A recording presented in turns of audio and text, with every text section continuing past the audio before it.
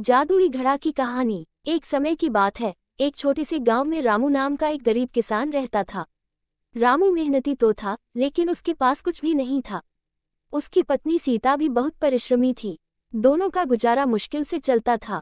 एक दिन रामू खेत में काम कर रहा था, तभी उसे एक पुराना घड़ा जमीन में धंसा मिला। उसने उसे खोदा और जब वह घड़ा बाहर आया तो वह जादुई निकला। रामू ने घड़े को अच्छे से साफ किया, तभी घड़े ने कहा, मैं तुम्हारी 3 इच्छाएं पूरी कर सकता हूँ। रामू हैरान रह गया, लेकिन उसने सोच समझकर अपनी पहली इच्छा मांगी, मुझे बहुत सारे पैसे चाहिए।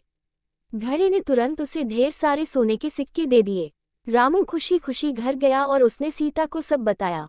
कुछ दिनों बाद रामू ने सोचा, मुझे और भी चीजें चाहिए। उसने दूसरी इच्छा में कहा, मुझे एक बड़ा घर चाहिए। घड़े ने तुरंत एक सुंदर घर बना दिया।